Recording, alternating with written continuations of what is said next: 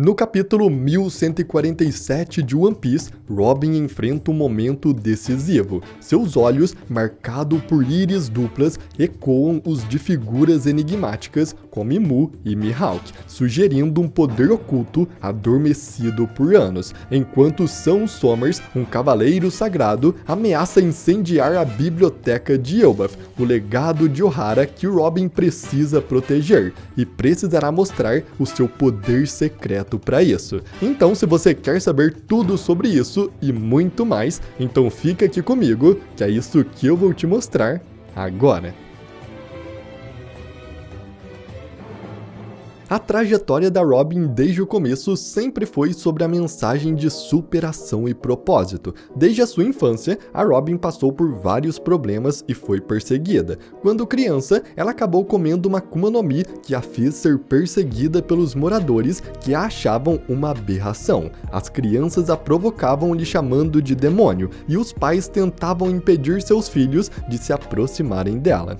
Robin também foi deixada pela sua mãe, que saiu ao mar em busca de conhecer a verdadeira história do mundo, e a nova família em que ela ficou a tratava muito mal. Ela era abusada verbal e fisicamente. A mulher que passou a cuidar dela deixava claro repetidas vezes que a Robin não era bem-vinda e esperava que ela se mantivesse fora de sua vista, e não era permitido que a Robin participasse de celebrações familiares, como o próprio aniversário de sua prima. Por causa disso, os únicos amigos de Robin eram os estudiosos da Árvore do Conhecimento, com o Professor Clover do Laboratório de Arqueologia, amigo de sua mãe, tentando cuidar da pequena Robin. Por causa disso, Robin passava a maior parte de seu tempo estudando e lendo os livros da biblioteca de Ohara, e com apenas 8 anos de idade, ela foi aprovada em um exame de arqueologia e foi oficialmente admitida como uma estudiosa, o que fez a Robin desenvolver o mesmo desejo que a sua mãe, descobrir a verdadeira história do mundo. Porém, as coisas não seriam tão fáceis. Após o governo mundial descobrir que Ohara tinha conhecimento proibido do século perdido, eles mandaram a marinha até lá e ativaram um Buster Call, queimando completamente a ilha e a enorme Árvore do Conhecimento, que continha todos os livros preciosos da história do mundo. Os estudiosos então sacrificaram as suas vidas entrando no incêndio para pegar os livros da biblioteca e os jogarem em uma poça de água para que fossem preservados. E Robin, aos 8 anos de idade, testemunhou tudo isso. O Buster Call que destruiu sua ilha e os estudiosos sacrificados para preservar seus livros. Assim, Robin e Sal foram os únicos sobreviventes, e mesmo sendo apenas uma criança na época, ela recebeu uma recompensa dada pelo governo que a fez se tornar uma criança procurada. O governo mundial até mesmo a rotulou como o demônio de Ohara, mais uma vez Robin sendo chamado de demônio, sendo que ela era apenas uma garotinha gentil que apenas queria ser feliz. Assim então, termos como criança-demônio nasceram junto com a crença de que a própria existência da Robin era um pecado e a consideravam um terror. A vida inocente da Robin então foi arruinada e ela cresceu odiando o governo pelos crimes que cometeram contra ela. Depois disso, Robin foi caçada por moradores de todas as cidades em que passava pela sua alta recompensa de 79 milhões. Mas, felizmente, a morte de todos os estudiosos não foi em vão, porque Sal voltou a Ohara e levou os livros para Elbaf, criando lá uma nova biblioteca do conhecimento, o legado de Ohara. Esses textos são a chave para realizar o sonho da Robin, revelar a verdade do século perdido e honrar o legado de Ohara. Porém, quando achava que iria finalmente poder ler novamente dos livros da biblioteca que ela leu quando criança e absorver todo o conhecimento que seus amigos estudiosos sacrificaram para manter, tudo acaba virando de cabeça para baixo. Assim que os Chapéus de Palha chegam em Elbaf, uma ameaça também aparece: os Cavaleiros Sagrados.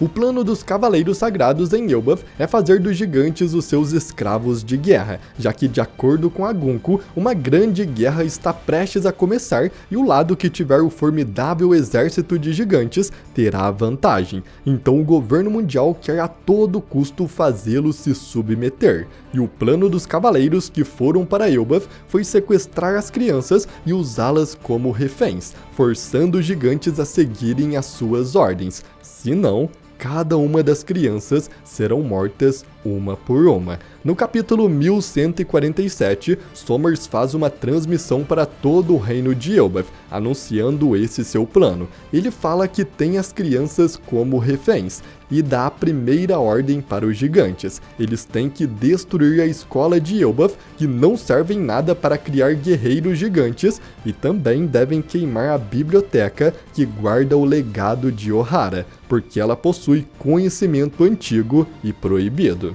Assim que Robin ouve isso, ela então indo contra as ordens de Saul, sai de seu esconderijo se revelando para Sommers, pronta para uma batalha, mesmo sabendo que os Cavaleiros Sagrados são imortais. Esta batalha não é apenas física, é profundamente simbólica. A biblioteca representa a esperança da Robin, um santuário para o conhecimento que os seus amigos estudiosos protegeram com suas vidas. A ameaça de Sommers é um ataque ao sonho da Robin, a sua identidade como uma guardiã da história. E nesse momento crítico, os seus olhos com íris duplas são destacados, brilhando com determinação enquanto encara o Cavaleiro Sommers. Esses olhos idênticos aos de Mu e de Mihawk sugerem que um poder supremo da Robin está prestes a nascer, sendo impulsionado pelo seu desejo de proteger o legado de Ohara. Ao longo de sua jornada, a Robin evoluiu de uma sobrevivente solitária para uma companheira essencial do Chapéu de Palha.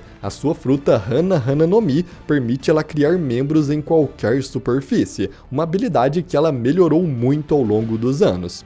Durante os 2 anos do time skip, Robin passou treinando com o exército revolucionário e ela aprendeu técnicas como o karatê dos Homens-Peixe. E em um ano, contra Black Maria, Robin revelou a sua forma mais poderosa, a Demon Fleur, uma figura demoníaca com chifres, asas e pele escura, marcando um ápice no seu poder. Quando Robin era apenas uma garota inocente, ela foi rotulada como um demônio, e agora ela realmente se tornou um, usando esta fúria contra os seus inimigos. A técnica Demon Fleur da Robin foi usada apenas uma única vez até agora, e apareceu em menos de 1,5 páginas do mangá. Mas isso só nos mostra o seu imenso poder, porque assim que utiliza essa técnica, ela imediatamente prende Black Maria e esmaga seu corpo, vencendo a batalha em menos de 1,5 páginas.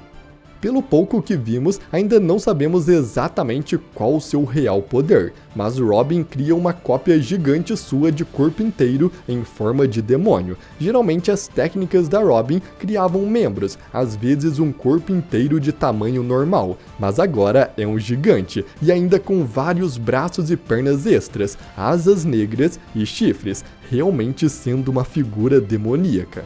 Contudo, a Hana no Mi tem uma grande fraqueza. Os membros replicados, quando são atacados, transmitem a mesma dor ao corpo original da Robin, tornando ela vulnerável a ataques diretos. E Sommers, possuindo uma Akuma no Mi baseado em espinhos, capaz de dilacerar qualquer um que os toque, seria o inimigo natural da Robin, impedindo com que ela nem sequer encoste nele, dilacerando seus membros multiplicados e transmitindo esta dor para o corpo da Robin.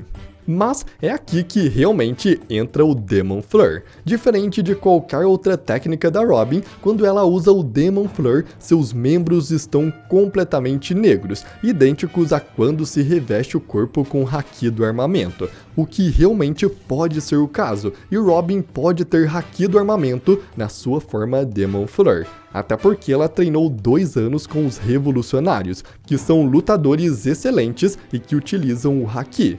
Além disso, isso também quebraria completamente a sua fraqueza, já que o haki do armamento funciona como uma espécie de escudo, uma espécie de armadura, tornando a pele mais dura e resistente, o que faria com que ela não sentisse dor ao ser atacada, ou pelo menos uma dor mais suportável.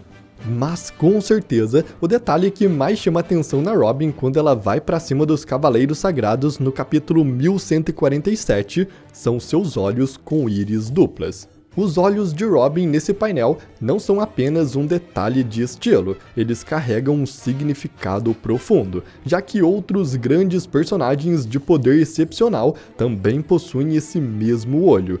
Drácula e Mihawk, o maior espadachim do mundo, exibe esses olhos permanentemente, assim como também Imo-sama. E o detalhe principal para descobrirmos o real significado destes olhos está justamente na aparição de Cavendish em Dressrosa. Cavendish é um personagem que possui uma condição bem estranha, até mesmo para o próprio mundo de One Piece. Ele tem duas personalidades, sua personalidade original e uma segunda chamada Hakuba. Sempre que Cavendish fica inconsciente, é Hakuba quem toma o controle, tendo uma vontade sanguinária que sai cortando qualquer um que entra em seu caminho. Em Dressrosa, após Cavendish perder a consciência, Hakuba assume seu corpo, e quando estava prestes a atacar a Robin, Cavendish, com sua própria força de vontade, acorda e briga com Hakuba pelo controle do corpo. E no momento em que os dois assumem ao mesmo tempo, a íris em seus olhos muda, se tornando uma íris dupla. Isso nos diz que realmente esses olhos possuem um significado. Ele simboliza duas vontades em um mesmo corpo. Isso também se aplica aos olhos de Mihawk, que já foi deixado bem claro ter olhos especiais, chamados de olhos de gavião. Descobrimos por meio de Kozaburo que todas as espadas possuem uma vontade própria, que se manifesta quando um usuário tenta usar. Quanto mais forte esta vontade, mais difícil é controlá-la, e algumas até mesmo recebem o título de lâminas amaldiçoadas. Mihawk, como o melhor espadachim do mundo, sem sombra de dúvidas, dominou completamente a vontade de sua lâmina Yoru, a espada de grau supremo mais forte mostrada até agora, e isso é simbolizado pelos seus olhos. Seu corpo mantém duas vontades, a sua própria e a de sua espada, lhe dando uma íris dupla.